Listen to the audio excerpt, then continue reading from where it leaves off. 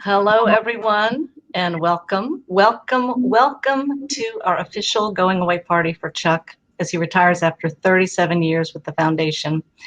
I was just telling Chuck behind the scenes that he needs to fasten his seatbelt for the day. And we thank all of you for making time on a Friday afternoon to join us for this momentous occasion. We're going to start things off today with some words from a few Morehead-Cain trustees and alumni, as well as the chancellor of our beloved university. And I hope you'll all stick around with us after that opening program as we journey together over to Zoom, and that'll be in about 45 minutes. We're looking forward to seeing all of you over there and to hearing what you have to say to and about Chuck on that call. So to get our program rolling today, I am happy to introduce David Wright from the class of 1980. David is chair of the Morehead-Cain Foundation Board of Trustees, and he's worked closely with Chuck since joining the board in 2010, first as the foundation's general counsel, and then as a trustee and chair of the board. Thank you for joining us today, David. Good. Thank you, Megan, and thank you all for choosing to spend this time with us in honor of Chuck and his 37 years. We're really grateful that each and every one of you could be here with us today. And as most of you know, the pandemic gave us a bonus year, an extra year with Chuck. And yet it's we can hardly believe the time for him to leave is just about upon us.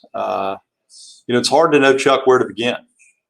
You've been a part of this foundation and this community for so long, and it's quite frankly impossible for any of us to imagine what the program will be without your leadership. But I do want to say how much we thank you for going above and beyond the call of duty and for your dedication to our mission and your stewardship, especially during such a difficult time and a difficult year. And I personally am so grateful for that.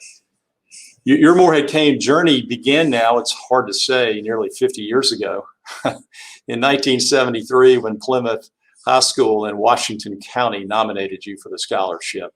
By the end of the decade, you'd be an alumnus with a degree in economics in 1977 and a double heel with an MBA in 1979 as a North Carolina Business Foundation Fellow and a member of Beta Gamma Sigma, the National Business Honor Society. Little did the trustees know when you became treasurer of the foundation in 1984 that you'd gone to lead the program for the next more than 3 decades. And yet we still feel fortunate, so fortunate, you decided to stay all these years to invest in the excellence of North Carolina's flagship public, and boy, has it been public lately, university. During your tenure, you've helped grow the national and international reach of the scholar recruitment process. You've broadened access for high school students of all backgrounds through partnerships with pre-higher education institutions and programs, and increased personal and professional development experiences available to scholars as undergraduates here at UNC Chapel Hill. And you've overseen, as we all know, the growth of the number of scholarship recipients to 75 per incoming class, a number that we're tremendously proud of.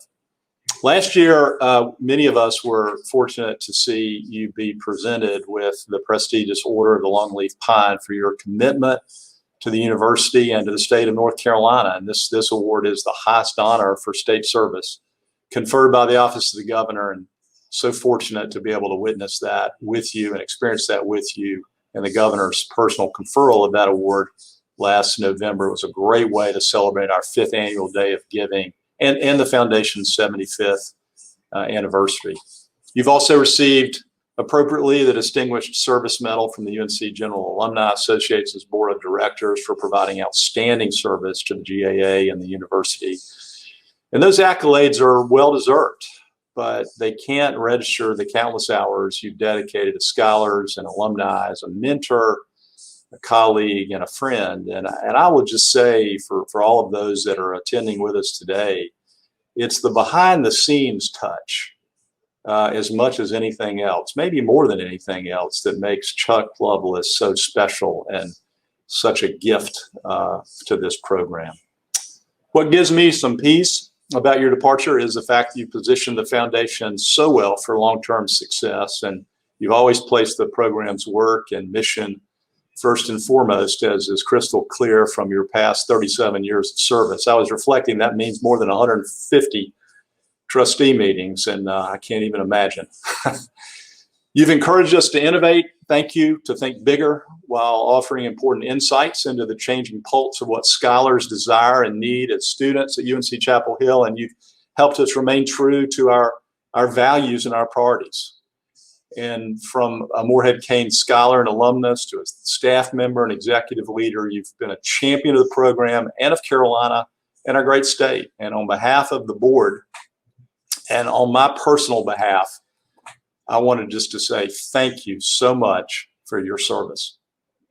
I'm going to turn things over now to Rachel Mazik Pfeiffer, who's one of my fellow trustees and my friend, and I'll do that now. Rachel. David, thank you. Thank you so much, David. Chuck, on behalf of the Board of Trustees, I'm honored to read our official resolution in honor of all you've accomplished during your tenure at the foundation. This resolution will be inscribed into the permanent records of the foundation at our summer trustee meeting in August. A resolution by the trustees of the Morehead-Cain Foundation honoring Charles E. Lovelace Jr. Whereas Charles E. Lovelace Jr. was recruited to join the staff of what was then the John Motley Moorhead Foundation, now the Morehead-Cain Foundation, on July 1st, 1984, and has served as executive director since July 1st, 1987, a dedication of 37 years. Whereas Mr. Lovelace himself was a Morehead-Cain scholar, having been selected in 1973 as a nominee from Plymouth High School in Plymouth, North Carolina, and therefore having learned and lived firsthand the principles and values of the foundation and the Morehead-Cain program, resolutely adhering to these principles as a scholar and a staff member. Whereas Mr. Lovelace oversaw the growth in the stature of the Morehead-Cain program from being the first and most acclaimed undergraduate merit scholarship program in the United States to becoming the world's preeminent undergraduate experience and ultimately serving as the inspiration and model for more than 24 similar programs at other American universities. Whereas during Mr. Lovelace's tenure, he has known, guided, and mentored 2,260 Morehead-Cain scholars and fellows, and has befriended and worked with hundreds of Morehead-Cain alumni through the scholarship selection process, summer enrichment program, and Morehead-Cain alumni visits and events, including 8 triennial Morehead-Cain alumni forums held on the Carolina campus every 3 years since 1997. Whereas in an effort to ensure the financial strength and longevity of the foundation, Mr. Lovelace championed the creation of the Morehead-Cain Scholarship Fund in 2004, which has raised over $38 million in philanthropic giving by alumni and others, and has provided almost $21 million in support to the program. Whereas Mr. Lovelace cultivated and secured a transformative grant from the Kane Foundation, nearly doubling the program's endowment in 2007, and helped shepherd the growth of the program's assets from $37 million in 1984 to over $330 million today.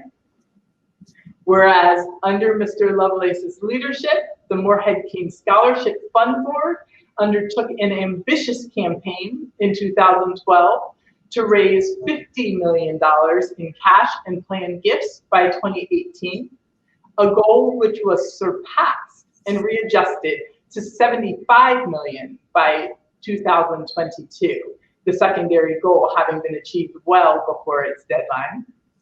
Whereas Mr. Lovelace continuously envisioned new horizons for the Morehead-Cain program and initiated and led many assessments of its strengths and weaknesses and strategic planning sessions that resulted in innovations too many to mention, but which included important enhancements to the scholarship selection process, such as greater access by extraordinary students from around the world, improvements to the experiences available to the scholars while at Carolina, including the renovation of the foundation's offices to provide more dedicated space for scholars, the redesign of the summer enrichment program, the addition of the Discovery Fund and the 7 program, and the implementation of the Morehead-Cain mentoring program, and the expansion of alumni engagement, including the alumni speaker series, the alumni in residence program, and the aforementioned mentoring program, in addition to an expanded program of regional and virtual events. Whereas during Mr. Lovelace's tenure at the foundation, the Morehead-Cain produced 21 of its 32 Rhodes Scholarship recipients, 21 of its 28 Luce Scholarship recipients, all 5 of its Mitchell Scholars, 14 of its 27 student body presidents, and 15 of its 22 honor court chairs. Whereas Mr. Lovelace championed Uncle Mott's challenge in the foundation's indenture to search diligently and carefully to identify, quote, our most promising youth who have been endowed by their creator with the capacity for leadership, unquote, and oversaw significant expansion of the program's reach across the US, Great Britain, and Canada, and into more than 25 other countries around the world.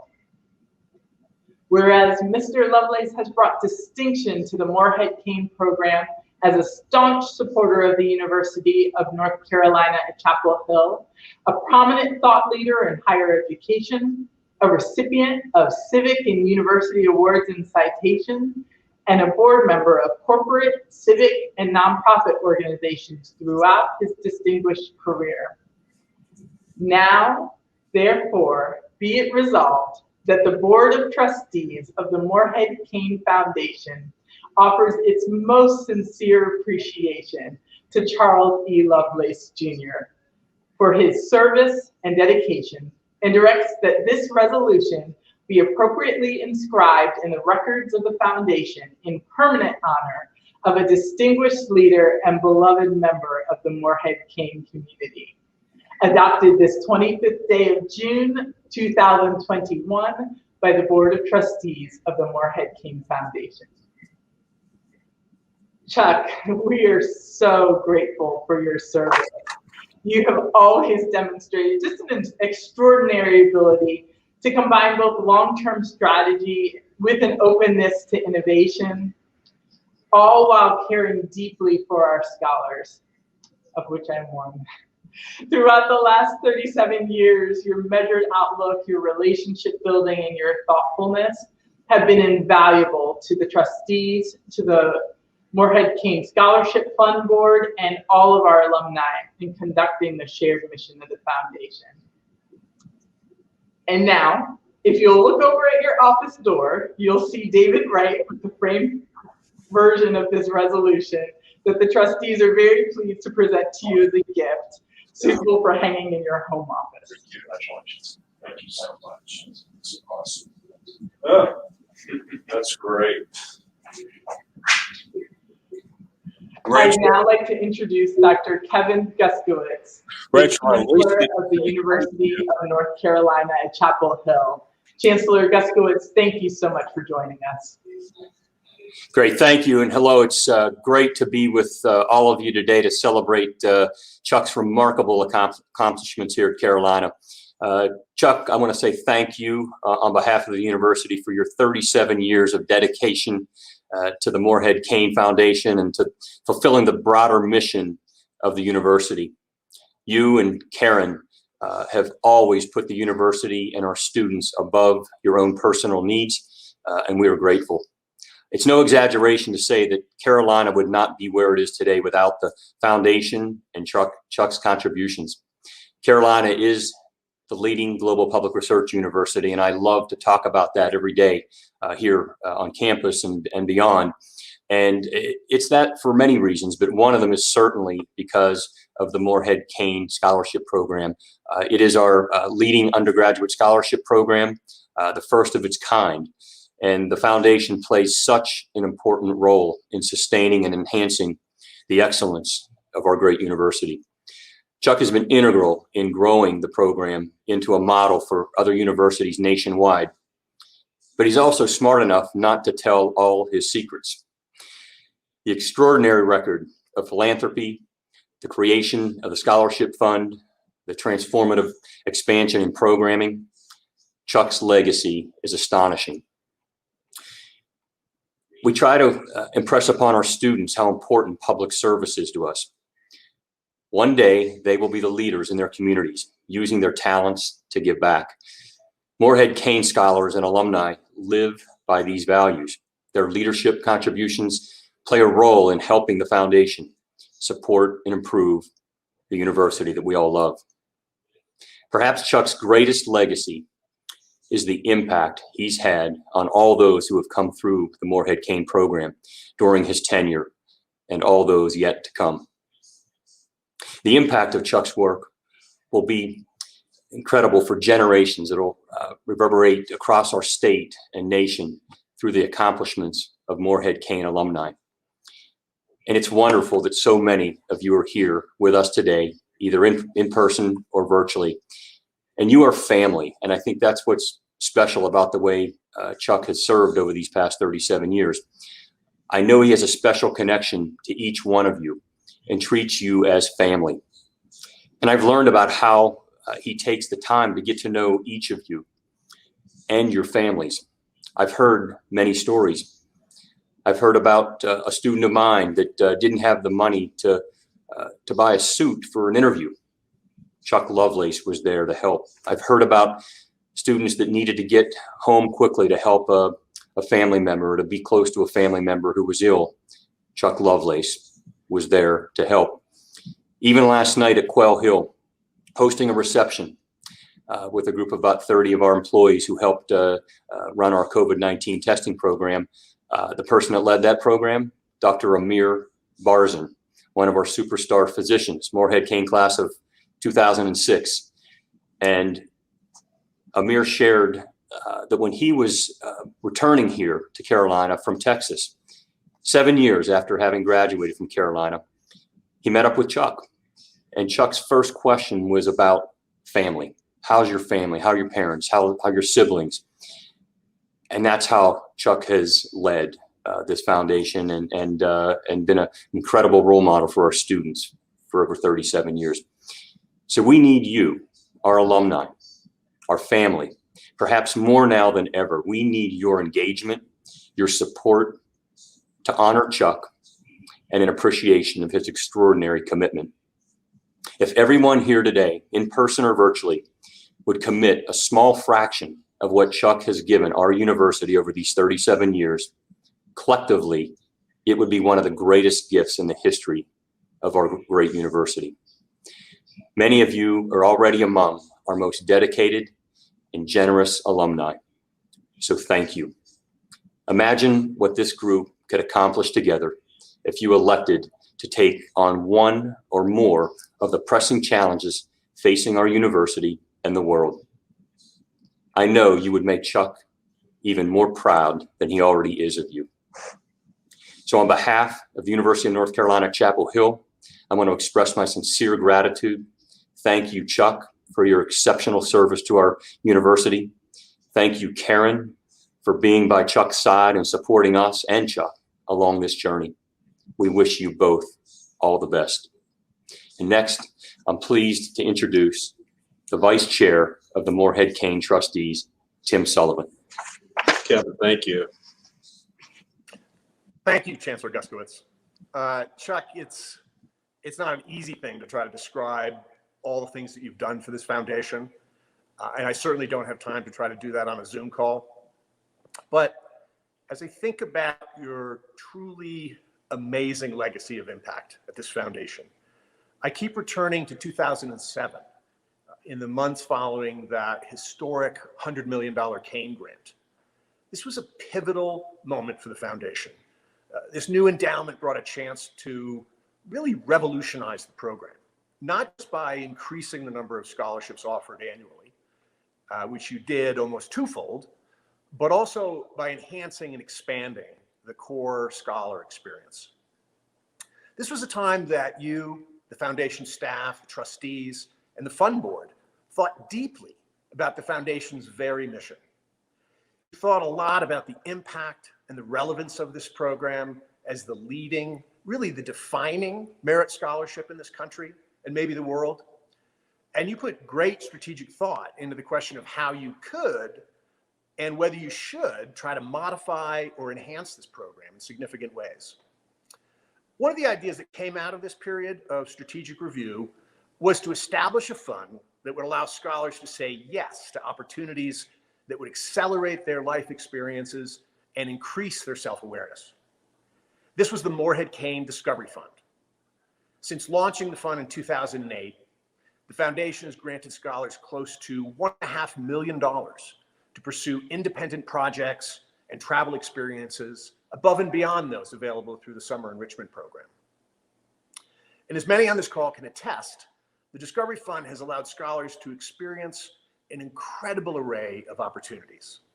They've researched the food and agriculture industries in Iceland, studied artificial intelligence technology and music software, worked alongside television producers in England, joined leadership retreats, presented at national and international conferences, studied under celebrated artists, completed certifications for medical emergency response, and presented at national and international conferences. Chuck, it is understatement to say that you were critical to taking this program from a very fledgling idea at the beginning to its place as an essential and impactful part of our program. From the beginning, you shared your vision of how the fund might encourage scholars to further push their thinking and to inspire them to develop unique skills that would aid them in their careers and help them live fulfilling lives. You saw and understood the opportunities to connect scholars and alumni through our incredible and totally unique Morehead-Cain network of scholars, past and present.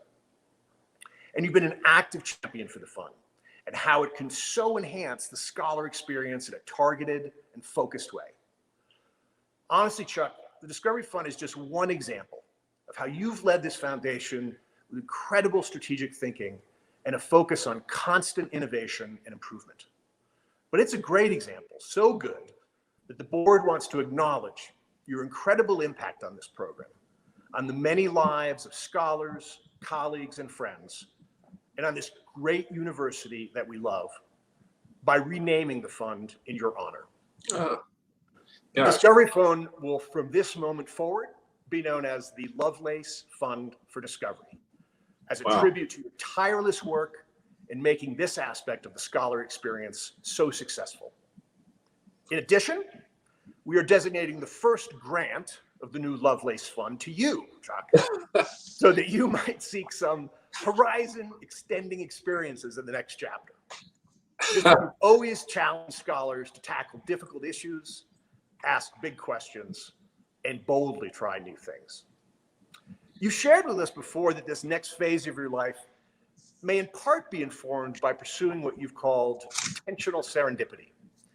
So we thought there'd be no better way to support that philosophy than providing a grant to its architect. We will, of course, make sure to share with the Moorhead-Cain community what you get up to and the sorts of opportunities you discover. In other words, you will not be allowed to disappear on us, and we will insist on receiving a final report from you at the conclusion of your experience. Chuck, it has been a tremendous pleasure to know you and to work alongside you. So please accept our most sincere thanks for all that you've done for all of us. Well, Tim, thank you. Am I live? I'm not. Can you hear me? Okay. Tim, that's awesome. And David, Rachel, thank you for your kind comments. Kevin and yours.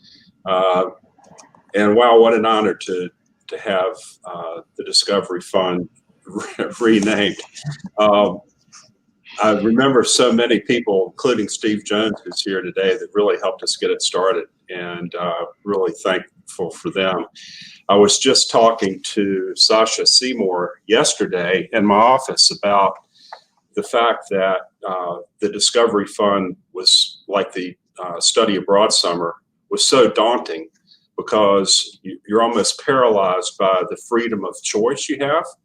And now I guess I get to experience this paralyzed feeling myself. So what a great honor. Thank you so much.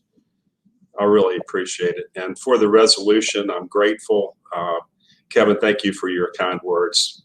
David, it's been, well, I'll go on later. Thank you. Thank you, Chuck. It's been amazing. So next, I'm happy to introduce Sally Krawcheck from the class of 1987. Sally. Thank you. Thank you, Tim. Hello, Chuck. Let's see how long I can make it through my comments before I burst into tears. I'm so happy to be here with you today. So at one point along the way, I was interviewed and asked the question of if the Morehead-Cain Scholarship had made a difference in my life. And the answer was, it made the difference in my life. I'm from South Carolina, and my view of the world was such when I received the Morehead-Cain and was ready to head off to UNC. And people said, where are you going? I said, oh, that's easy. I'm going north. And I really thought that was the extent of where I could go. I could never have imagined the opportunities I would get in my life and what the Morehead-Cain would enable me to do. And I just kept going north. And since institutions are made up of people, it is the people of the Moorhead Foundation, led by Chuck, with the unbelievable staff that you have built here, with the guidance of your amazing wife, Karen, but particularly you, Chuck, who have made the difference in my life. How fortunate we've been to have you for all these years. And I was actually, I don't want to age myself or you, but I was one of your first students in the class when you took over the leadership of the Moorhead Foundation. How fortunate I've been, and we've all been, to have you, this truly, deeply, to your core, kind person in our lives. Intellectually curious, open-minded, intelligent, caring. I could go on and on. But when I think about you as an individual who gives real meaning to the word gentleman. Your influence lasts for your scholars well beyond our time at the school. Ever since I graduated, as you know, you have been a touchstone for me. It's when I've called for advice, but it's also the many times I've thought, as I was set up to make a tough decision, how will this reflect on the Moorhead-Cain, given what they've given to me? In these circumstances, what would Chuck do? The old WWCD, what would Chuck do? And if I'm going to be honest, you know, can I do something here that can make Chuck feel proud that I had a Moorhead-Cain and am part of the Moorhead-Cain family? And always, of course, always there for the call of why the heck can we not hit our free throws? So you extend even beyond that. I think I heard earlier that you've had something like 2,260 scholars. When my daughter went to UNC, you took her under your wing like she was your own. You didn't have to do that. You treated her like one of the flock. You advised her on which classes to take. You gave her career advice. You brought her into your home. So your impact lasts and is so much further than just what we hear that you do every day. So what a great thing it must be after the tough year we've all had to be able to take stock of one's life's work and to see the lives that you've touched and changed, and to think about the lives that we all who you've touched have also touched and changed, and the ripple effect that you've had through your career. And so, Chuck, it's my pleasure to share some tributes from the scholar and alumni community in honor of your service. Dozens and dozens of your friends and fellow alumni have sent in personal notes and messages, which we've collected for you in a keepsake book I'm supposed to have, but I'm sure they're going to give to me in a second. We hope that you will take to your time to read through and enjoy, I know modest as you are, all the appreciation in the coming weeks and months. It is so well deserved. Thank you, Sally. That's mighty nice. I appreciate it. And you've been such a great supporter and friend to me. So thank you for our relationship over the years. And of course, with Gary and Kitty, and it's just been a real treat to know you as well. Thanks for your nice words. Oh, thank you. Likewise. We'll now hear from Jen Evans from the class of 1994 and the chair of the Morehead-Cain Scholarship Fund Board. Hey, Jen. Thank you, Sally. Chuck, all of the presentations this afternoon underscore the profound personal impact you've had. You are the standard bearer for what it means to live in a way that reflects the high values of our program. You are the wise and trusted guide who has helped us navigate our greatest challenges. You are the person we count on for honest feedback, feedback we often need to hear. You are the colleague who has repeatedly opened doors, made connections, and provided opportunities for engagement and collaboration with other scholars and alumni. Opportunities that have changed the very course of our lives. And you are a cherished friend who will always be among the people who mean the most to me and my family. There is a point in each of our lives when we begin to grasp the extent to which the adults in our life cared for us and extended themselves on our behalf. Our parents, teachers, coaches, advisors, and those who invested in our education, exploration, growth, and well-being. There was a point when we begin to understand the burden and responsibility they assumed and how often they put our interest above their own. For many of us, that happens when we have our own children or our own nieces, nephews, and godchildren to care for, or our own students to guide. My husband and I have 7 children, only 7, and there is rarely a day that is unremarkable. The joy far outweighs the challenges, but the challenges are real. A few years ago, I was fortunate to lead 2 honors courses for our econ department in what is now the Shuford program in entrepreneurship. I had 20 students, only 20. And I called Chuck and said, "How did you do this?" It was one of my most meaningful experiences. And the responsibility I felt, the concept of in loco parentis, was real. So imagine guiding 50 to 80 new students each year. That's hundreds of students among our 4 classes. Then imagine doing that for 37 years. Imagine sending thousands of students into the wilderness, into remote villages in developing countries, and into our largest cities. And imagine receiving the call every time something significant happens to one of those students. Even after they graduate, imagine knowing how their careers evolve, who they married, the names and ages of their kids, where those kids are in school, and if any of their family members are having health challenges. If we can imagine that, then we can begin to grasp what this good man has done for us, and what Megan has done for us, and what our staff has done for us, and what Chuck's wife Karen has done for us. So let's take a moment to acknowledge Chuck's family. Chuck and Karen have an amazing daughter, Mary Elizabeth, and a fabulous son-in-law, Eric.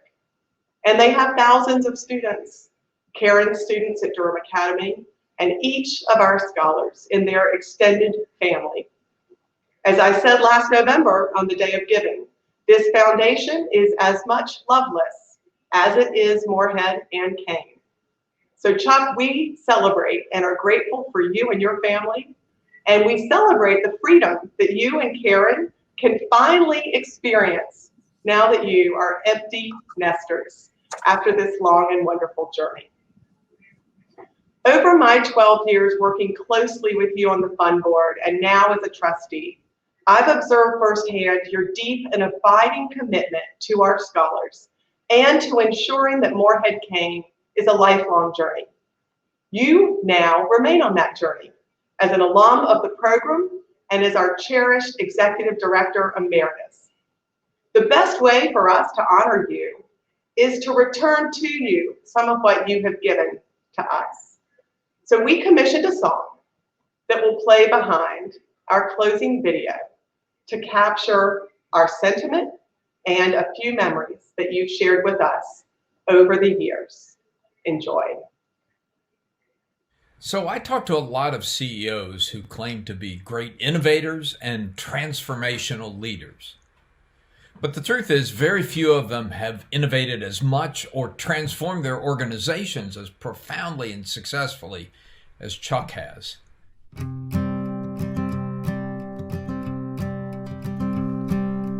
That guy in the bow tie, modest, dignified, has been a driving force in several thousand lives. I think it was 33 years ago I first met you. In those early years, I always knew you were my champion. Now I'm proud to call you a friend. I don't think there's anyone out there listening to this who's ever heard Chuck Lovelace brag. He's just so incredibly modest. Thank you, Chuck. You are one of our priceless gems. Charles E. Lovelace Jr., this much is true. You were always there for us. We're here for you. We're here for you. I can't believe we've finally reached the end of the Carolina Blue Road, or Chucks It, as we like to call it here in the UK. For me, your presence has always been calming and steadying and comforting, but I also know that behind that calm demeanor is a passion to do things with excellence and to do them in the right way and to continuously learn and grow from the support network around you. And speaking of legacy, Chuck, we think your greatest legacy really has to do with your matchmaking skills and a little help from Karen there too. You see, that's one of the things I've always loved about Chuck. After knowing me for nearly a third of my life so far, he still has high hopes for me. I have you to thank for so much of what I've been able to do and build and learn. What I want to say I'm grateful for is your heart, how you personified the spirit, the warmth, the love of the Moorhead family. I also wish that you find great success enjoying that very, very special sound when the little ball hits the bottom of the cup. I hope that you and Coach Williams get to play a lot of golf during these years ahead, and maybe I'll see you out there sometime. I know it's not farewell. I know it's not goodbye. I look forward to seeing a lot of you. I'm working on my golf game. You're such a special friend to all of us, and I can't wait to see what the future holds for you. Phase 2 for Chuck. I wish I could give you a big bear hug. Thank you so much for everything you've done for me and for the Morehead-Cain Scholarship. You've made an enormous impact on so many young people's lives, including mine. We cannot be more grateful for all of the ways that you have influenced our entire family's life. And I hope that you are very proud of the legacy you've left behind, because we are just one story in so very many stories that you have inspired and influenced. We love you very much. Happy retirement, Mr. Chuck. You have been a great friend to our family, and we can't wait to see you. Bye. Charles E. Lovelace Jr., you're someone who will always be a part of us. We're part of you. We're here for you. Thank you again, Chuck, and cheers to you. Thank you so much. God bless. So thanks again, Chuck, and happy retirement. Thank you for everything you've done. Sending you big hugs and lots of love. Keep your eye on the ball, and thanks for everything. From the class of 1994 And the class of 2024. Congratulations! We love you, Chuck. Congrats!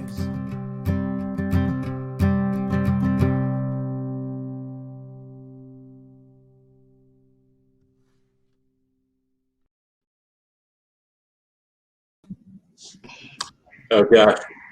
how special that was. When did that hit the charts? Can you believe all of this? That's crazy. know, It's great to totally see crazy. so many people there. So. You have another surprise visitor coming in behind you. Here we go. Oh my gosh. Look at this. Thank you so much. This is awesome. Excuse me. Thank you. Beautiful. Thank you. Thank you. This is really special. He's crying. All right. No, I'm not. My nose is running. It's allergies. That's good. Thank you. No, I'm not crying. You're crying. Listen, these words are just too much, and I, appreciate every one of them.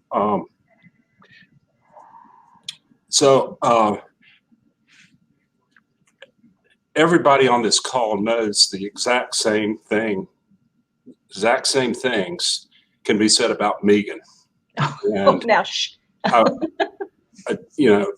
This feels, this is sort of portrayed as my journey today, but it's really been equally Megan's journey.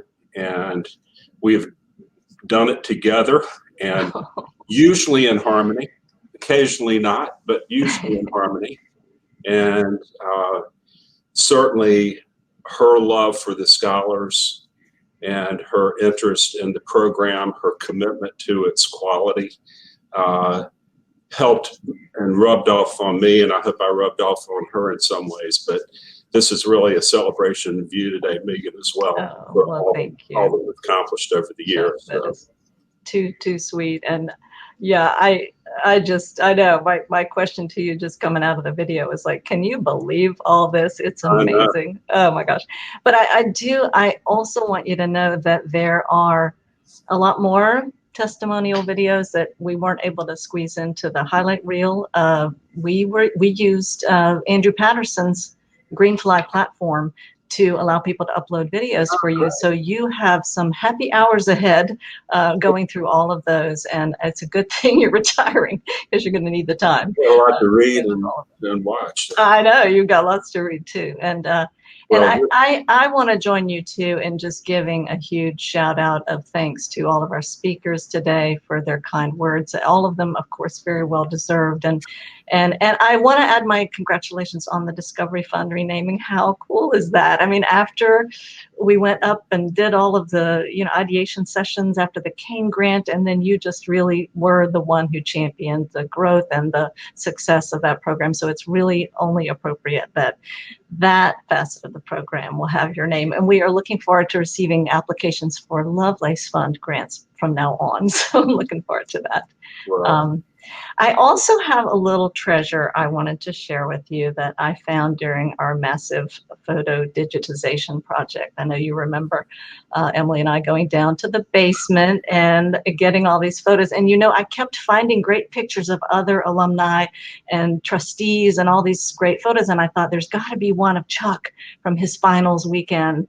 And sure enough, I finally, right when we were about to wrap up the project, I found this gem. And there you are. You look like you're writing something on the back of a business card. The photo, of course, is from March 1973. And on the back, it says Charlie McMullen, Chuck Lovelace, and Mike Crane. And the gentleman you're talking with looks like he's in a military uniform. He's got lots of ribbons on it. I'm not sure who he is, but either way, we have also had the photo framed for you, so you can always remember the earliest days of your time with the foundation. Yeah. Well, I see Charlie. I can't remember the other person. I don't think Mike Crane was a successful candidate, so I think he's there at finals weekend, but I don't think he became a scholar. So yeah. And do you remember the man? I don't know who he is. So. I don't remember the man.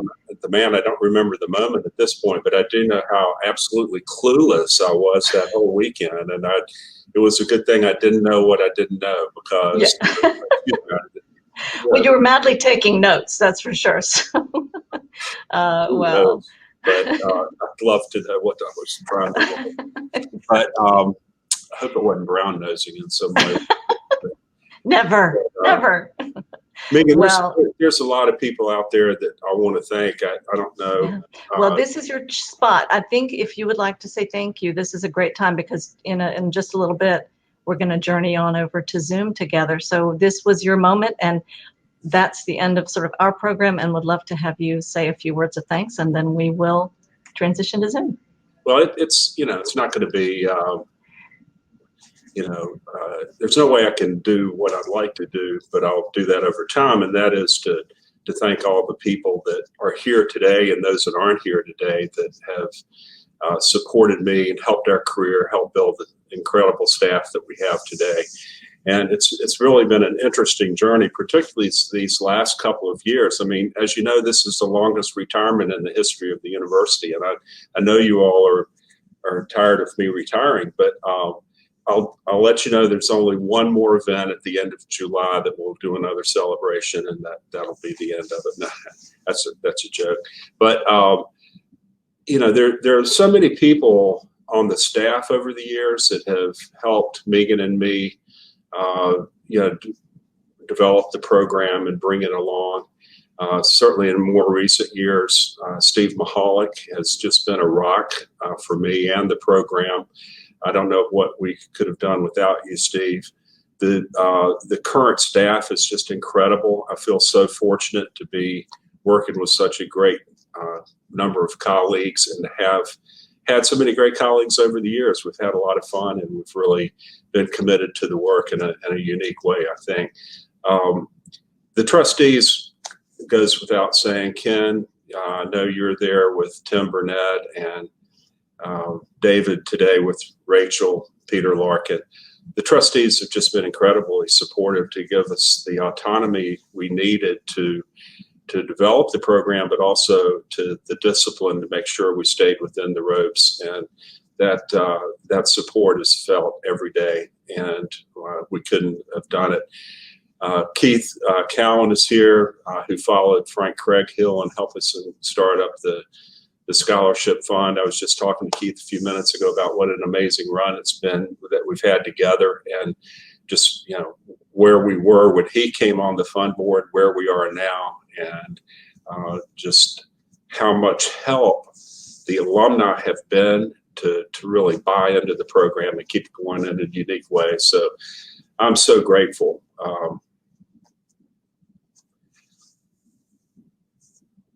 To all of you. Megan, that'll be it for now.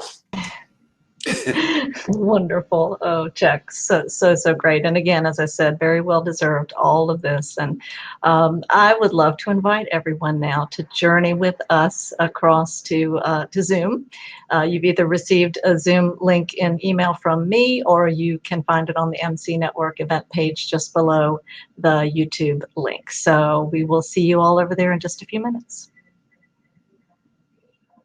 Welcome everyone to Chuck's farewell Zoom party.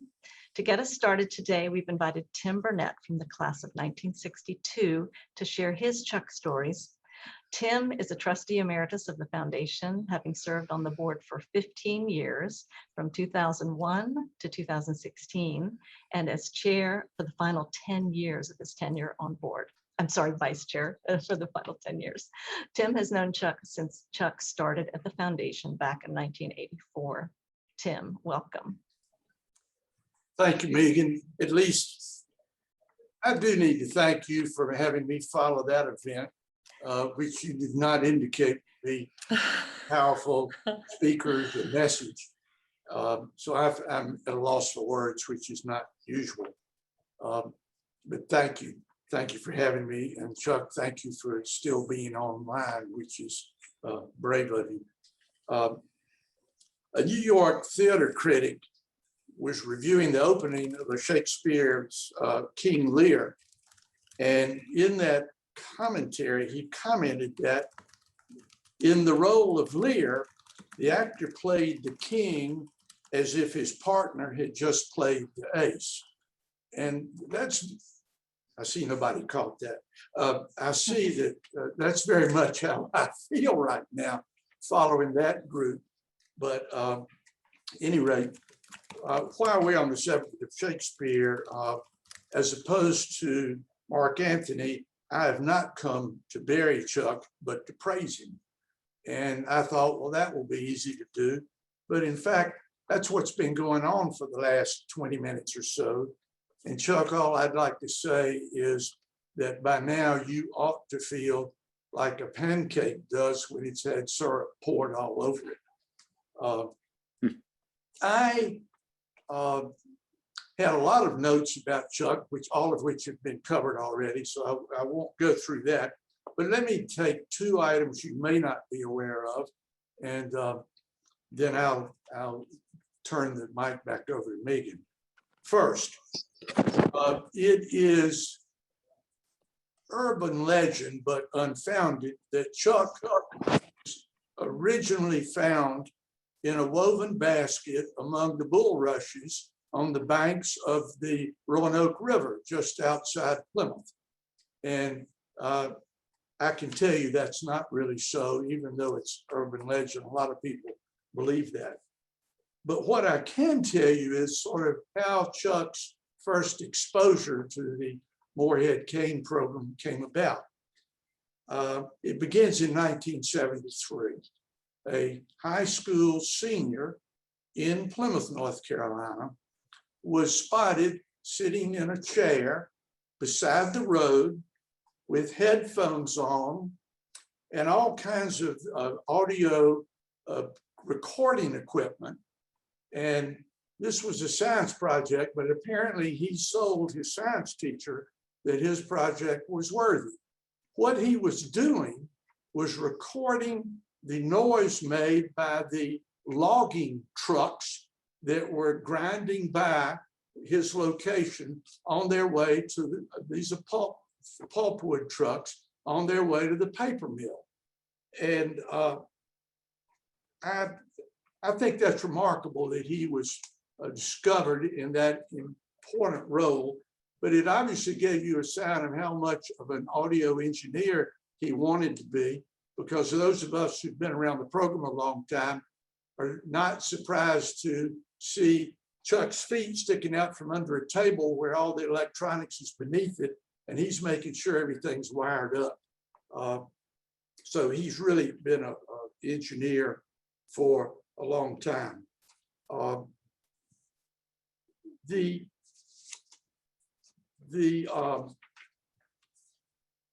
more important discovery, some of you have been around long enough and on some of the selection committees to remember that we always worried about having too many candidates from sophisticated high schools in big cities. And we always talked about we need some country mouse in our program.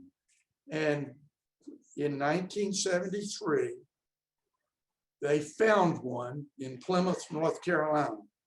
I'm not sure they even knew what the population of Plymouth was then, but Washington County was 13,000 people back then.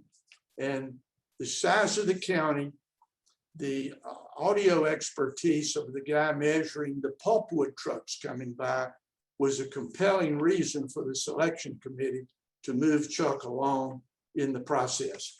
And so it may not have been in a basket in the bulrushes, but it was a pretty simple beginning for Chuck, and he has distinguished himself ever since. So we're really fortunate for that.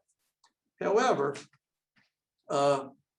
there's one other event, it's been referred to today, but let me fill you in on a little bit of that, because this was earth-changing for the program.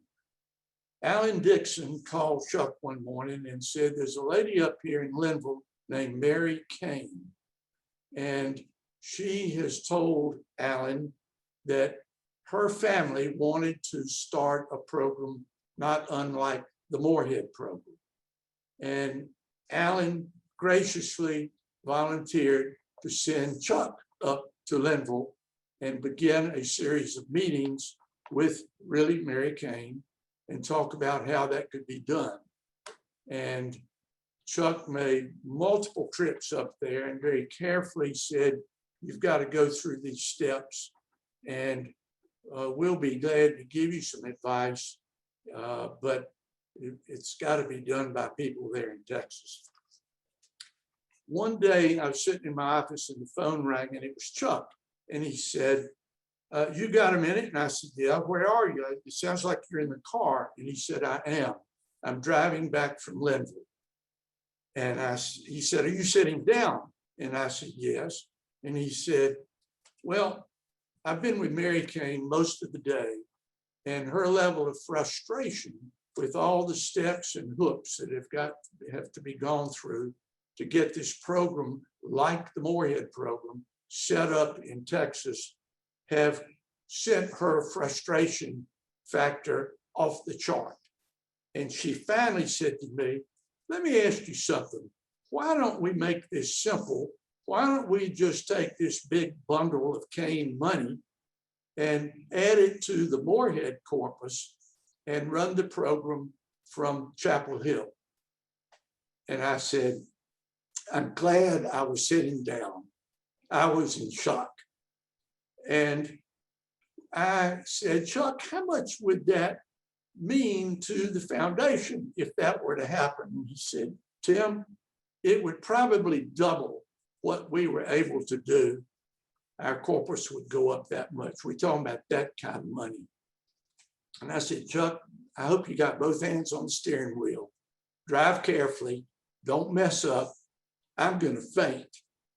Well, that's the inside story of how we then became aware of what the opportunity was. And it was life-changing for the Moorhead Foundation, for all of the scholars yet to come, the staff, to the university. It was a remarkable turn of events.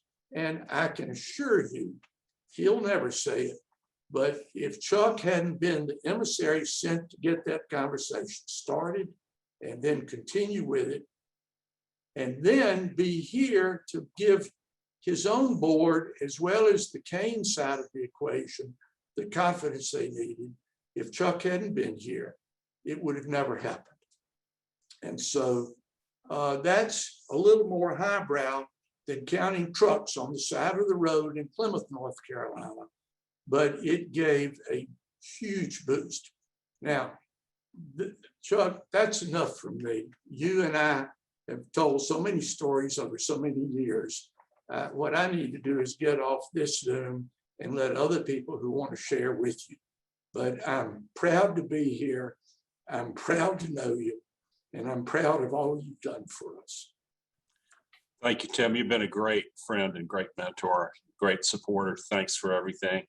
You got some of the facts right about the Kane grant, and we certainly don't want to discount how much Peggy Weaver supported that idea and helped us get there. But thank you for that. It was certainly a great moment in my career to be a part of that. So thank you. But thank you personally for everything you've done for me. Do you want to add anything about the pulpwood trucks pulling through town? Well, I can't deny that it's the truth. Yeah, I mean, that was a summer a science, high school science project, and I was sitting on the side of the road with the equipment, so guilty. You go, guy. Thank you, Megan. Tim, thank you so much. That was perfect. You launched us perfectly. I appreciate it. Next up, we have some hands raised. I would love to ask Emily Howard to jump in and give her comments. Hi, Chuck and Megan. Thank you for the opportunity to speak. I'm actually driving right now. I'm driving to Virginia to see my sister, but I didn't want to miss the opportunity to thank you, Chuck, for being integral in just giving me the catapulting me into a world that I may not have otherwise gained access to, and exposing me to people that I may not have met, including all of my beloved Moorhead cousins that I still keep in touch with. I guess now it's 25 years after I started as a freshman at Carolina. And the world is so small. I live in Brooklyn, New York, And my daughter, she's actually in the car with me. She'll be 6 in a couple of months. And I found a doctor for her in Brooklyn, just off of the strength of the World Wide Web, just internet research. And turns out that her doctor is the wife of Benjil Edgehill, who, as you all know, was a Moorhead scholar a few years ahead of me. And, so that's a great relationship that I have. But it's just strengthened by the fact that I'm a Moorhead. So I just want to thank you for that. I wish that I had taken advantage of the opportunity to get to know you better, Chuck, when I was at Carolina. But I have to admit, I was a bit of a fish out of water when I started my freshman year, coming from Graham, North Carolina, which, as you know, is only about 30 minutes away from Chapel Hill, but it was just a world away and apart from the resources and the experience that I had there. So just looking back, I wish that I'd gotten to know you better. I have a mentee that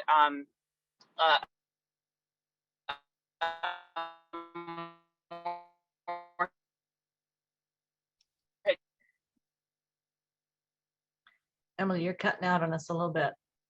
Going through a bad spot?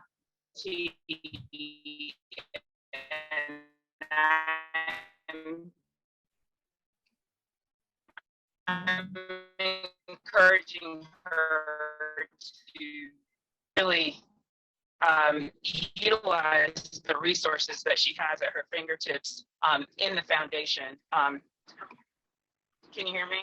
Hello? Yes, you're there. Yes. You're back. Can you hear us, Emily?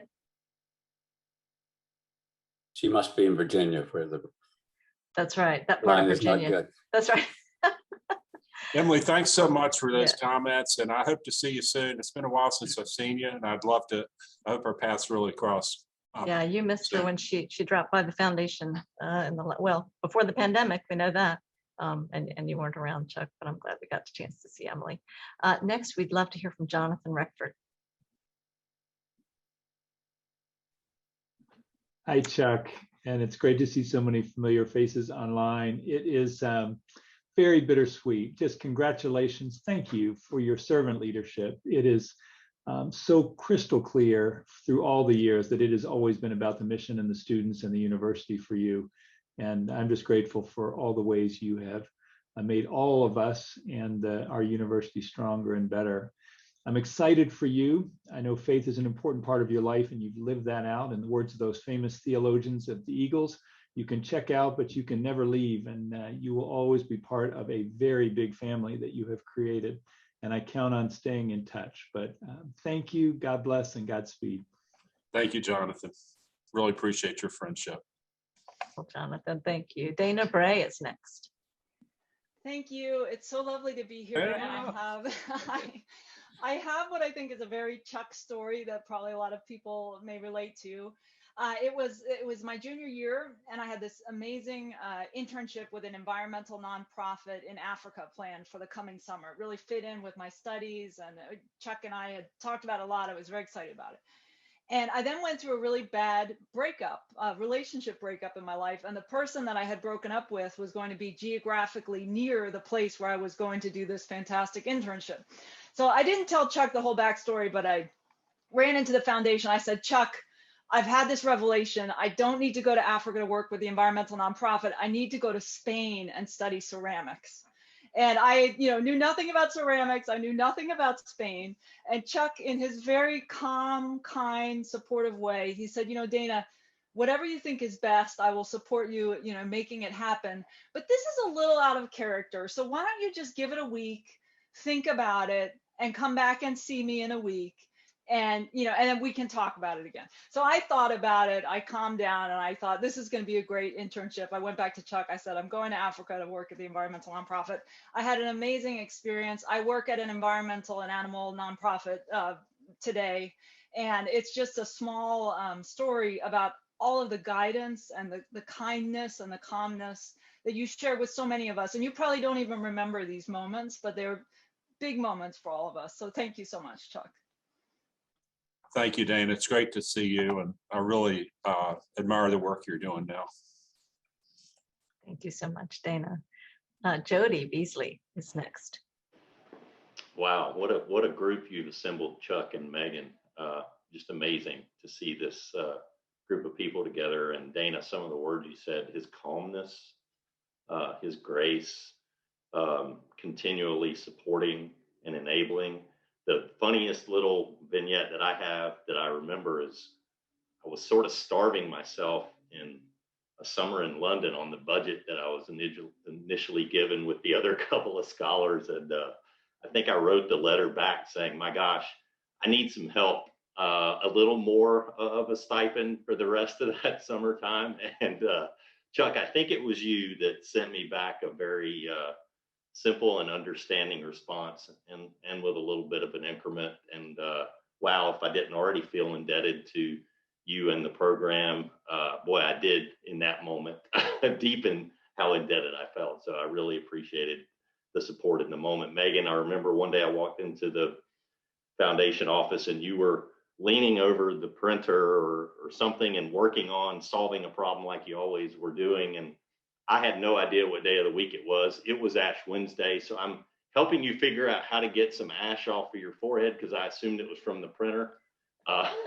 And you softly reminded me what was going on, right? So the cluelessness sometimes us scholars experience. Chuck, you said that, how you felt on that decision process that weekend. Yeah, I felt that same way. And I see names on here like Mr. Vinroot and Mr. Dibbert, Mr. Thorpe, etc. Wow, what a group of folks, and just amazing progress you've built for the foundation. So congratulations and thanks for the continuing opportunities y'all helped us all find. Thank you, Jody. I appreciate it. Thanks, Jody. And I do have to tell you that it's actually happened to me twice that my printer ran out of toner on Ash Wednesday. I mean, this is, what are the odds? But thank you for that great story. I do remember that. Great. Next up is Michael Costeiner. Hi, Chuck. Thank you first for this opportunity to watch you take this shower of love with so much grace and humility. This is the great gift to allow you not to deflect and to credit others and to spread that love. So thank you. I'm sure it's uncomfortable, but it's necessary and it's so wonderful for us. And second, I just want to extend for others that a recognition of your impact to K-12 schools across the country. You've served on our board at Durham Academy for these years. You've been such a friend and mentor to me and so many more. I know the same is true at Episcopal High School, the Boarding School Association.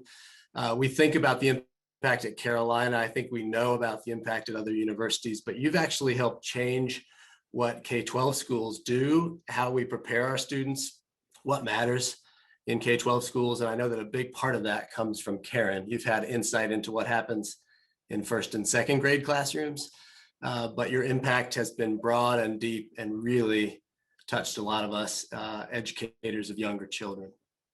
Thank you. I'm glad we live in the same town and get to see each other and enjoy every drop of this love coming at you today. Well, thank you, Michael. You know how much I appreciate your and Burrell's friendship. Thanks, Michael. Trey and Kaki Loughran are next. Hi, Chuck. You get a pair here. We just couldn't, I couldn't help but comment on the fact that we bookend you.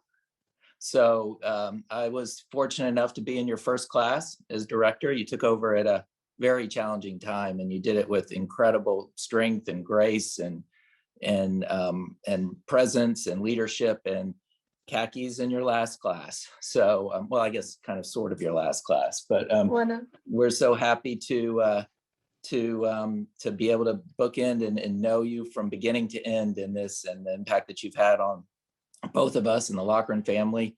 Kaki asked what was Chuck like those years ago? And I said, well, I remember him when he had hair. So Not much. No, you didn't have much then. I was exaggerating, but it is. We are so happy for you, and so thrilled that we could have been along this ride, really from the beginning to the end of your journey here, and the impacts that you've had on our family all the way along, and so many others. So we wish you the very, very best. Yeah, thank you so much. I had thought about you all being my bookends in that context, but that's how I'll forever remember you now. Thank you. Thanks. Nice bookends to have on my shelf. Not a bad set. Not a bad set. Oh, thank you, Trey and Kaki. Next is Nick Long. Chuck, I am delighted to be able to speak.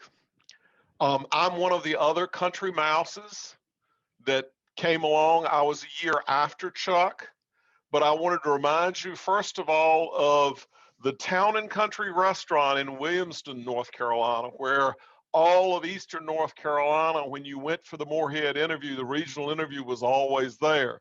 A great place, but I didn't know how much fun it was until about 12 years later, you were kind enough to ask me to be on the regional panel and come down the night before. And there I discovered that the real activities took place at the Sunnyside Oyster Bar, which was a great place with sawdust on the floor. And we really got to know each other as members of the committee, and I really got to know Chuck. The thing I wanted to remind folks of, twofold. One thing is that Chuck and I come from an era before there were even women in the program. And Chuck, I don't know about you, but I often am so glad that we came along in that year before 75 when women were first involved, because I know I could not have competed against the women that I saw who came through the program after that. The second thing I wanted to remind you of, and you probably won't even remember this, but I can remember we didn't have the kind of collegiality among the classes that you've been able to develop through your years with the program. But I was a freshman and you were a sophomore. It was middle of about March or April, and I was feeling very overwhelmed by chemistry and the fact that the chemistry I learned in Roanoke Rapids High School had only covered about 6 weeks of what chemistry was there. And you said to me in just sort of a casual conversation, don't worry about it. You have the background, you can handle this. And I squeezed out with a B. I recognized that chemistry was not where I needed to be, but I remembered your support, and you have been supportive to so many of us, both as a undergrad and then in your many, many years as a member of the staff, and certainly as the executive director. And we do appreciate it, and you've got mighty big shoes to fill. Thank you so much, and have a great time in your retirement. Thank you, Nick. I appreciate that very much, and appreciate all the good times we've had together. It's been good. Thanks. Thanks, Nick. Next is your classmate, James Barnes. Chuck. Great. Thanks so much, everybody, and thanks to you, Chuck, for everything. Don't know where to start, but I'll try to be brief. So I'm going to share a couple of thoughts, really, rather than memories. Sally Krawcheck mentioned children and how nice you've been to her children or her daughter. I'd say the same. Buff and I are so grateful for your help of our children, reaching out, inviting them to come and give talks at UNC. It's been great. And I don't think Mary Elizabeth would be sad if I was to say that you have 2,200 children. This may sound a little silly, but I've just been doing a little research recently at my high school, Repton, which part of the buildings were founded, I think, in 1100. It used to be a monastery, so it's a very old school. And Goodbye, Mr. Chips, the 1939 version was filmed there. And right in the last chapter, it's poor guy is dying, but they're sad that he hasn't had any children. And he says to them, well, actually, I have had a lot of children.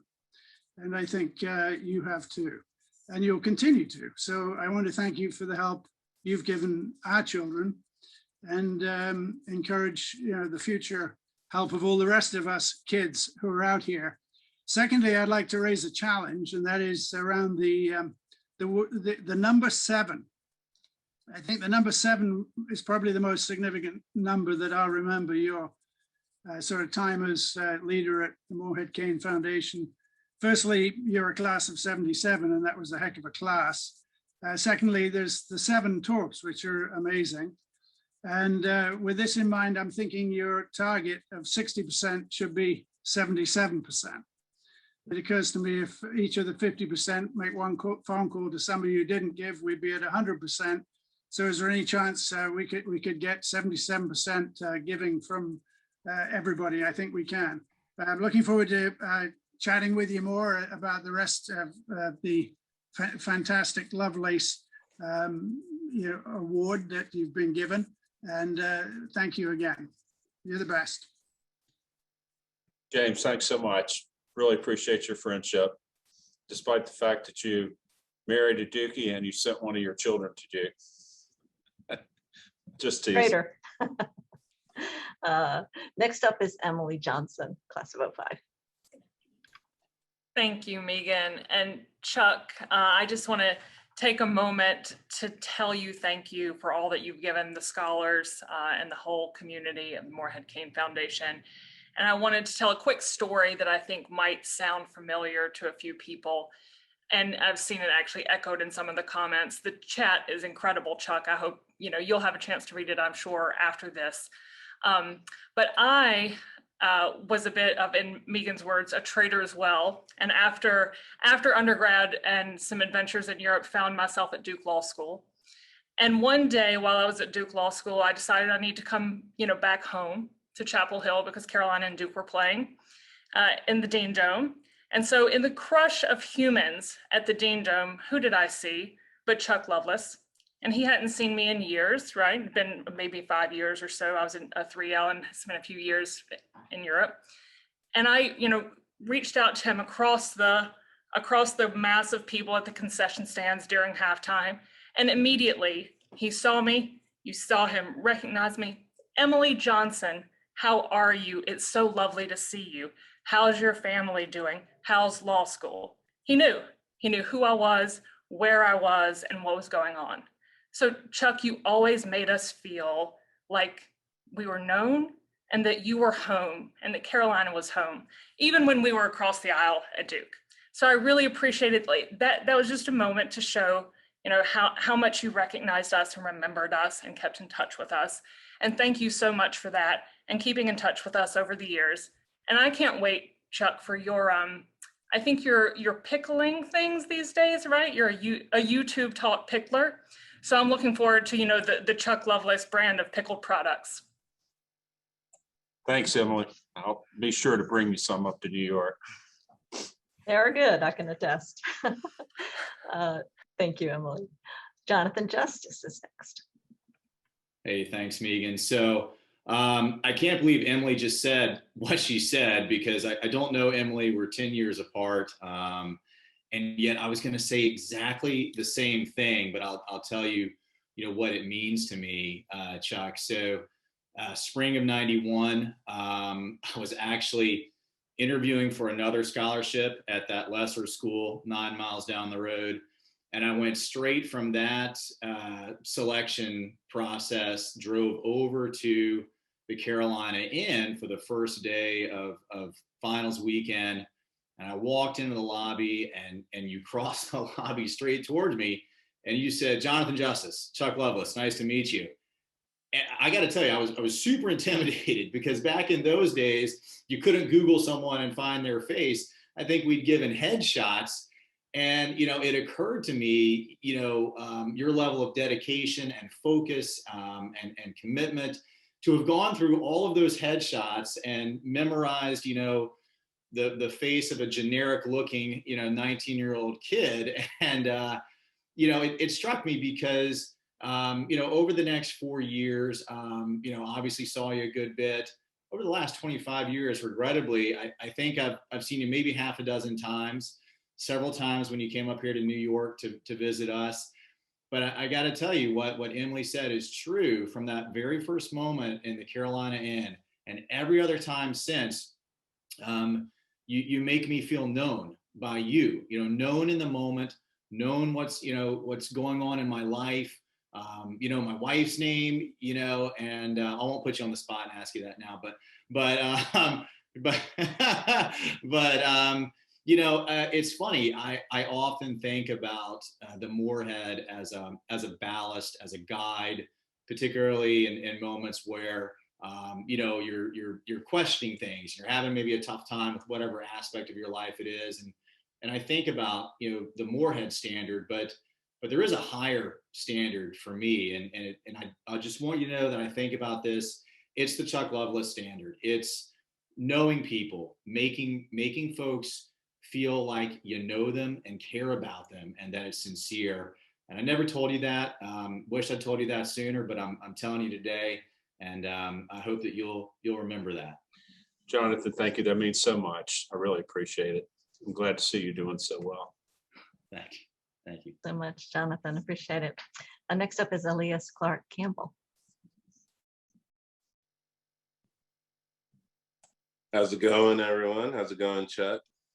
So good, great to see you. Happy to be able to be here for your celebration. And I just wanted to say a couple words as coming from a small school.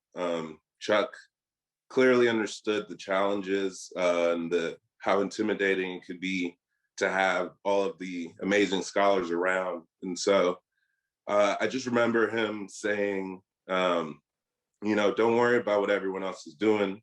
You're great and you're going to do great things. And it really was that confidence that allowed me to persevere through a tough start and figure it out along the way.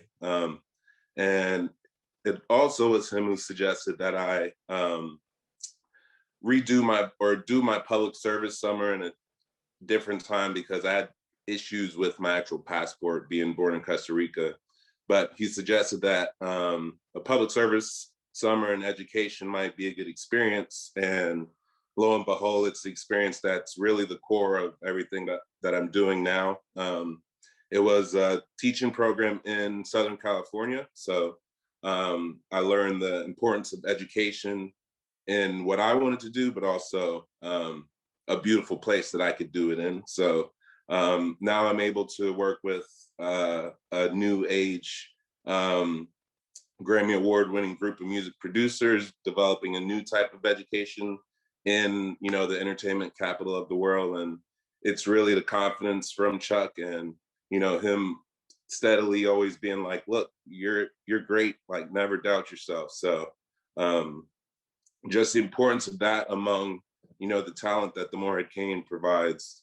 Chuck, we just really appreciate it. So we're happy that you get to enjoy the fruits of your labor and watch us take the task and inspire the next generation. So appreciate you. Thank you, E. I really appreciate it. Great to see you. Good to see you. Rick Connor is next. Thanks, Megan. Chuck, what a wonderful and most deserving tribute to your career we've seen today. And I echo the thoughts that Jonathan was saying a minute ago. From the moment that I arrived at finals weekend back in 1994 to the last time I spoke to you by Zoom to this event today, you have consistently amazed me with your ability to connect with others. Everyone talked about how Dean Smith had a special gift with his extraordinary memory. And I'm not sure if you have that same gift or if you just put in an extraordinary amount of work to keep abreast of things, but I think it's probably both. I just want to thank you for always making me feel welcome, valued, and important. Thank you for all you've done for the Moorhead-Cain program, making it one of the most outstanding scholarship programs in the United States and a model for other programs. I truly can't think of the foundation without you. And I just want to congratulate you on your retirement and wish you the best in your next chapter of life. Thank you so much, Rick. It's great to see you. And I keep hearing this thing about tough shoes to fill. I just want to say we've got new shoes and he's great. And we've got a great team that's going to support him. So it's the foundation is really in a good spot right now. So thank you for that, Rick. Good to see you. Yeah, good to see you, Rick. Next up is Holden Thorpe. Hey, Chuck. Hey, Holden. It's been great to see this event and so much well-deserved tribute to you and celebration of the fact that you and Karen are going to go have another adventure. I'm so happy that the various recognitions are in place as they should be. You know, I probably have the longest journey with you of anybody who's not a Moorhead scholar themselves, which I'm not because of, you know, I guess being the starting defensive tackle on the Honeycutt Giants when I was in the 7th grade didn't quite get me over the physical vigor hurdle. But I have benefited from the program in so many ways, and almost all of that due to your outstanding leadership. And something I think hasn't been said yet, which is very important, is that you've not only done all these great things for the program, but you've just done so many important things for the university. I mean, I see Todd Boyette's on here. I think we would both agree that the restoration of the Moorhead Planetarium to its extraordinary success that it has now wouldn't have happened without your partnership. And even more important than that is just the way in which you have been a source of advice and encouragement to me and so many of my colleagues on matters unrelated to the Moorhead-Cain Scholarship Program. You know, it's as everybody's well aware, it's a bumpy university. It's been really bumpy the last 10 years, but it was bumpy for the 27 years you were there before that, just not quite as publicly as it is now.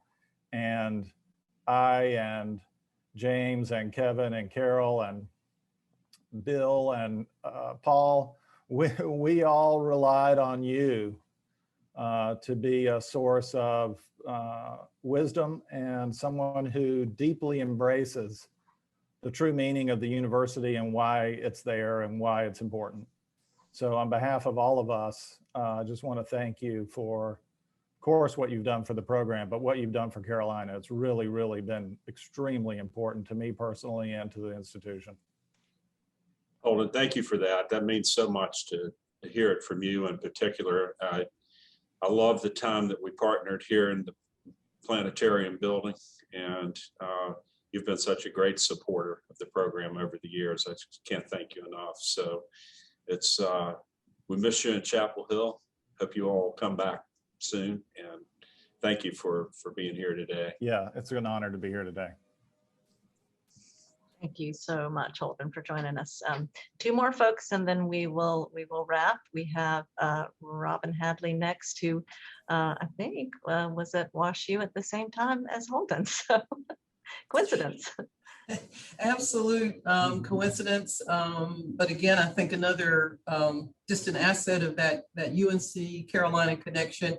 Saying hello today from Charlottesville, Virginia, somewhere I never expected to be, but just delighted to be a part of the celebration today, to see so many familiar names and faces on the screen, and to say just an extraordinary thank you times infinity to Chuck and also to Megan. You know, that office you're sitting in, Chuck, I think many of us probably have memories of it. We went in there to get good news, bad news, you know, advice, all manner of things. But every time I see that wood panel office in there, I have good memories of those experiences and the conversations with you. And I also just want to thank you for the space that you've always made for those of us in the Country Mice Moorhead Alumni Association. I also want to thank you for the intentionality with which I think you started your work in my senior year, sometime shortly thereafter. And I've had the good fortune of having what I'll call maturing conversations along the way about the foundation, its diversity, its history, your intentionality in terms of how you think about the organization, the impact that it has on the students, and that type of thing. I'll just say, If I can speak to an area here that may be a little bit different from some folks on the screen, is that for those of us that had the privilege of working in merit scholarship programs, one of the most challenging things you face is when you are selecting a scholarship finalist and they say, oh, by the way, I'm a Moorhead finalist. And you say, well, okay, how do we compete with that? And of course, the most difficult thing was having scholarship finalists at my former institution, and they would say, Dean Hadley, I got the Moorhead. I'm wondering if you can tell me how you would compare the Moorhead with your scholarship program. How do you answer that? You do the very, very best that you can.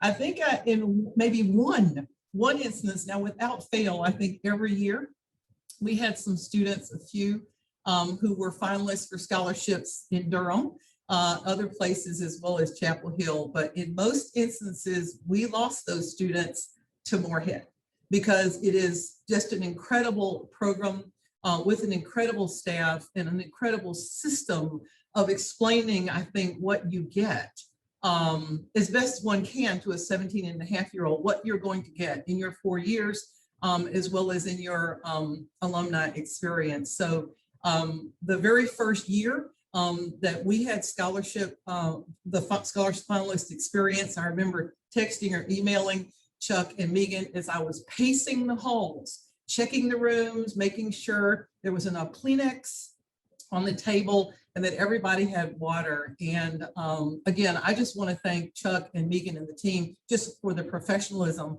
that you have shown to those of us who've had the privilege of working in the scholarship space about what the gold standard is. So thank you again so much for all that you have done for me personally, as well as for the university and the foundation.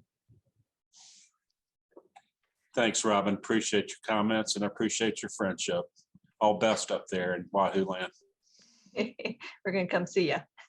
Thank you, Robin. Kevin Ferris, your classmate, is next. And I had thought he might be last, but we do have a couple more people who raised their hands.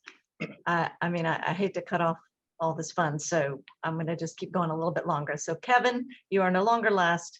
You are now, sort of in the penultimate sort of range. Hey, Kevin. Heck. Yeah, thank goodness I'm not last because I don't think that anybody could be able to sum this up. One of the things that we heard a lot during the YouTube and also today is, which I think is an overlooked but positive characteristic of Chuck, is his humble leadership.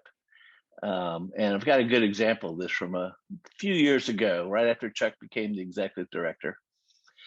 I had the good fortune, thanks to another couple of people who are on this call, Alan Murray and Jim Cooper, when we were all at the Daily Tar Heel together, they were smart enough to keep me off the news desk. So I was a sports writer and eventually traveled a lot with the basketball team. But anyway, years later, Chuck is the newly appointed executive director and I'm visiting him in his office. And somehow it comes up that he's never met any people on the basketball coaching staff, although he goes to all the games. That was one of the things he was talking about with such a great benefit, was getting to go to the games. And I said, well, why in the world is that the case? Why would you not have met anybody there? And he said, well, what am I supposed to do? Go down to the office and knock on the door? He said, what would I have to say? I said, well, how about I'm the executive director of the Moorhead Foundation, and I would like to say hello. He just thought that was preposterous. But so I talked him into, let's drive down to the Smith Center. I know those guys pretty well, thanks to my sports writing days. And I'll introduce you. And Chuck was like, no. Finally, I talked him into it. So we drive down there and I asked first for Coach Smith, but he was in with players. And we all know that, and it was a former player, that's who Coach Smith was. But who would pop out but old Roy Williams, except he wasn't old Roy back in those days. And so Chuck and I spent just a little bit of time and chatting with Roy Williams. How could we possibly know that all these years later, the two of you would, conspire to retire in the same year? And next time you play golf with him, I hope you'll remind him of that episode. That's how it all got started. Congratulations, Chuck. The foundation is going to miss you desperately, but you certainly left it in a very good place. Thank you, Kevin. And thanks for reminding me of that story. That's great. Thanks so much, Kevin. That's awesome. Next up is Shalonda Macon-Jaliwa Miller. Oh, you got the whole name in there. What's up? How you doing? Hey, y'all. Hello from Atlanta, Hotlanta, as we call it. I did not want to miss the opportunity, Chuck, and I will try to hold my tears. People have said what a kind, gentle person you are, but I don't know that you realize that you were the one.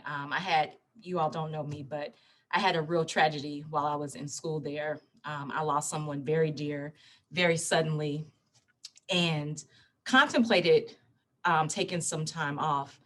And Chuck said, whatever you need. Whatever you need, I will support you. But know if you stay, that I will also support you. I stayed, I finished out my time, and have gone on to have a wonderful life. And there are moments in people's lives where the grace and the mercy that is extended from folks that don't have to do it in positions to do it and have the resources and authority and can make things move and happen. That grace can be all the difference. That kindness can be all the difference. And for me, and I know that is just Chuck's nature, so it probably was, it's just him being him. But for me, that was one of those pivot moments. That was a moment that could have led my life down a completely different path. And having that support and that kindness made it possible for me to go on. I finished, I did okay. And now I have a beautiful life. And I get the opportunity on a daily basis to try to be as kind and as gentle and as compassionate. And thank you. Thank you for extending that to me. Thank you for the example of it. And I know that the world is a better place because all of the Moorheads that you have in those little ways, in those pivot points, made all the difference. And so I appreciate you, and I'm so glad I got the opportunity to share it, because I don't know if you knew what a big deal it was to me. Well, I didn't, but I thank you for that, Shalonda. Thank you so much. And I hope our paths cross really soon. It's been too long. Yeah, it's been a long time. All the best, Chuck. You deserve every good thing. Every good thing. Thank you. Thank you, Shalonda. Wonderful. Next up are Kristen, Bruce, and Jeff Burgess, I assume from London, yes? Yes, I can't believe we have to follow you. That was amazing.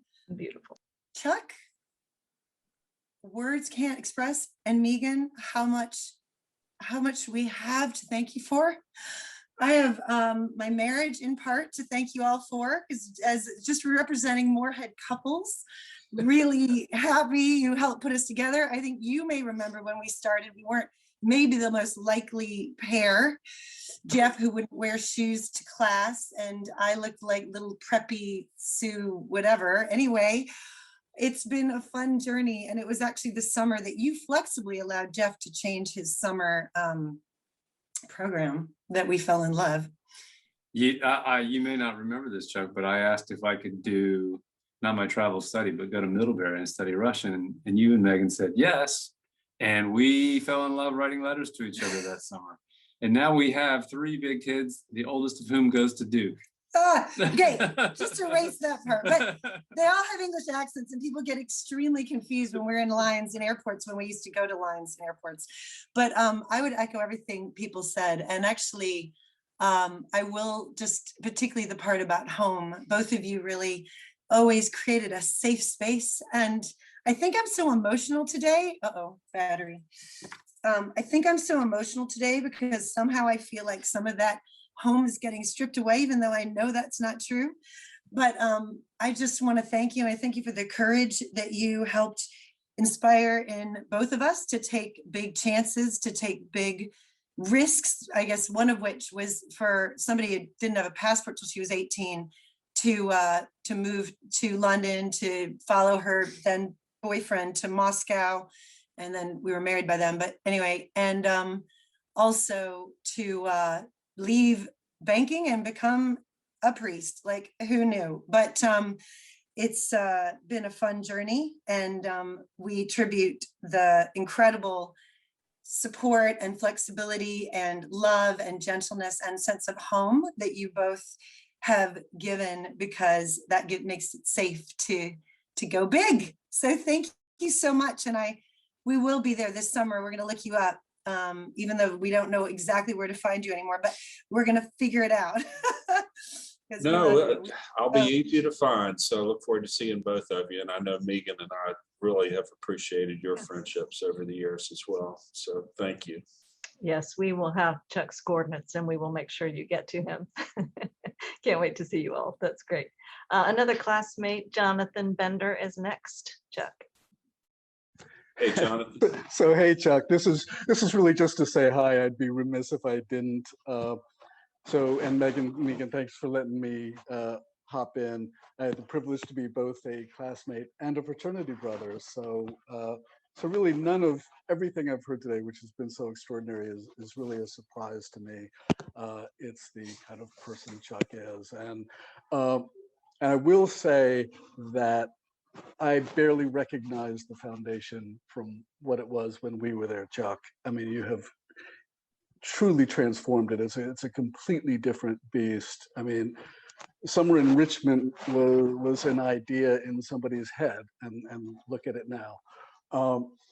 And the Discovery Fund, the Lovelace Discovery Fund, that's fantastic. So I just want to add my congratulations, and I will look forward to seeing you in August as I deliver Eleanor for her 4 years. So congrats, Chuck, and see you soon. Great. Thank you, Jonathan. Great to see you. Yep, always. So Chuck, we are going to end on a high note with Eva Fight from the Park Scholars Program. She's our final speaker today. So Eva. Welcome, Eva. Hi, Chuck. I feel like it's fair that the member of the Wolf Pack goes last. I'm totally okay with that.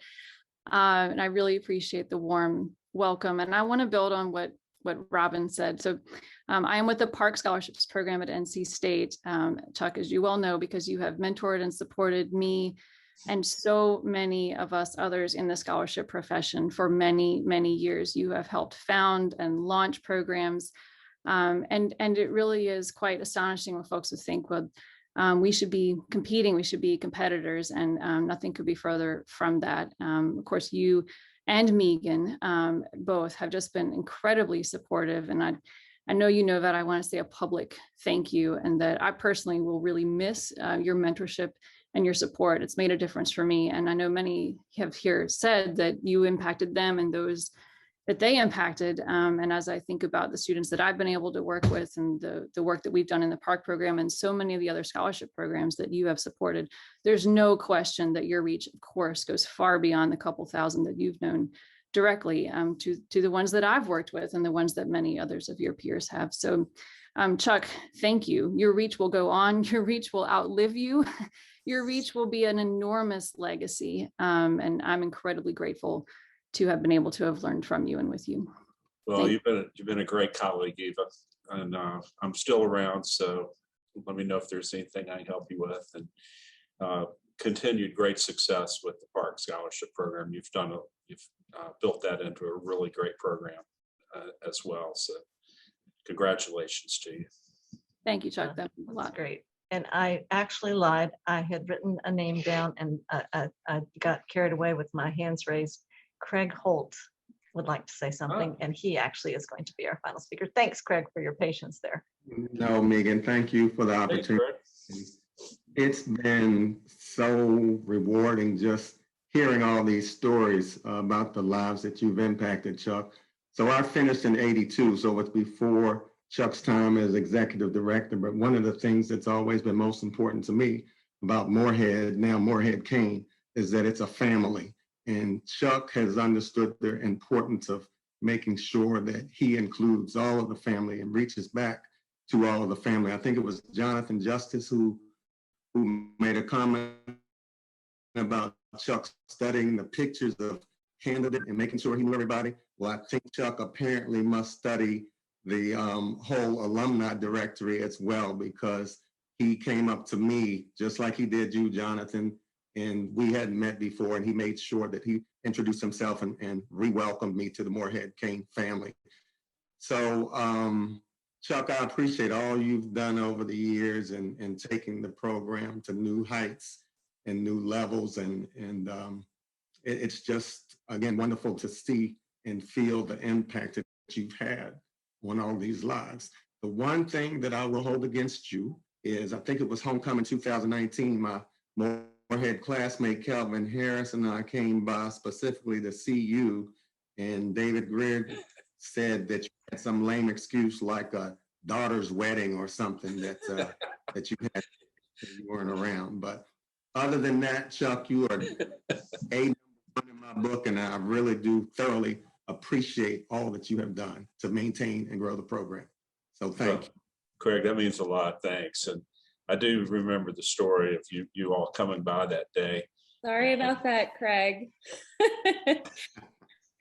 He was a pretty important role that day for me. But that's the first homecoming that Megan let me miss in 37 years. So that's good. He had a note from Mary Elizabeth, but yeah, he got out of it. So Mary Elizabeth, it's good to see your face and put a face with the name. Nice to see you too. Thanks for sharing that story. Hopefully next time you are back in Chapel Hill, there won't be anything preventing you all from getting a visit. I have one more quick thing to say, and that is we had a lovely FaceTime with Woods Davey, who is on the call now, and I'd love for Woods to pop in if he would, and actually sort of say the same things that he was saying yesterday. Woods, I don't know if you are willing and able, and if you are, I'd love for you to sort of unmute and say hey. But Woods is, as you probably know, if you have visited our offices in the last several years, there's a gorgeous sculpture on the second floor landing. It's a Woods Davey original, and Woods very generously created a miniature version for Chuck. And I think if Brendan has the photo of it to share, I'd love for you all to see it. I mean, it is just exquisite. It's awesome. It is so awesome. I can't take my eyes off of it. I really can't. It's just beautiful. So Woods, if you are here and willing and able, we would love to hear from you, just to say what you had said, some beautiful words about being an artist and having a different way. Oh, thanks, Megan. I'm here. Can you hear me? We can see you and hear you. Yes. Okay, great. Chuck, congratulations. I feel so fortunate to have known you. And I wanted to make something. I felt compelled to make something for you, for your retirement. And I have appreciated so immensely your recognition of someone who chose kind of a different path than other scholars have. And also, I just wanted you never to forget me. So I wanted you to take this home, and I'm certainly never going to forget you. Well, I'll never forget you. And there are a lot of different paths for Moorhead-Cain alumni, but I have so admired the work you do and the scholarship that you put into your collection and everything else. It's inspiring to me. It really is. So thank you. And there won't be a day that I don't look at that sculpture and think of you. And I look forward to getting together with you soon. Likewise. They'll be great. Fantastic. Thank you. Thanks so much, Woods. That was beautiful. My pleasure. Love it. If you visit, you'll have to stop by Chuck's house and see his now as well. I will. Yes. So thank you to everyone for being on this call and for just sharing all of your wonderful reminiscences and fun stories. And we all share just a love and an appreciation for Chuck. And I know the stories will go on. Chuck, I would love for you to say one or two last thank yous if you'd like. And then David Wright, our chair of our trustees, will take us out. Oh gosh, I'll keep this brief, and I'm sorry everybody's doing this on a summer Friday afternoon, but I'll say the same thing I said earlier, and all of these comments about me also apply to Megan in every way. And I just, appreciate her colleagueship so much. I appreciate the support from Karen and Mary Elizabeth over the years. Look forward to many more adventures with them and Eric. And, you know, this is really a celebration about what all of you have helped build the program into. And we're just, it's been so rewarding for Megan and I and the trustees and everyone else to watch this program grow. And I can't wait to see where it is in 2 more years and 4 more years. So Godspeed to all of you. And thank you for being here today. Thank you, Megan. And I guess I have the job of bringing this to a wrap, which I would prefer not to in a lot of ways. I love, as Tim Burnett says, to keep the syrup pouring over my friend's head, and we're so appreciative of what all he's done for the program, and I love the emotion today. I love it. It really has been great to see everybody and to hear these stories. The one thing I want to say is we're really hoping to see folks in the fall for some in-person visits. So as campus opens back up and the foundation opens back up and life returns to normalcy, we're really looking forward to seeing everybody. We'll be gearing up soon for the Alumni Forum, which is slated for October 2022. So put that on your calendars, not too soon to think about attending, and we'll be sending communications out about that in the fall. For anybody that did not get a chance to speak today, we do invite you to send Chuck a video message or a note. He's still with us and around until August, so there's time to get a hold of him. And I think Sarah may be sending a little link there for folks if you want to do that. So I just want to say thank you to Chuck. Thank you to all of you. It's been a wonderful afternoon in so many different respects. And just thanks to everyone. Thank you. Let me just say thank you so much for your support of this wonderful foundation. And we're going to miss Chuck, but we know where to find him. And he's left the foundation in great shape. And it's a foundation you're going to be proud of in the years to come. And I can promise you that. So thanks, everybody.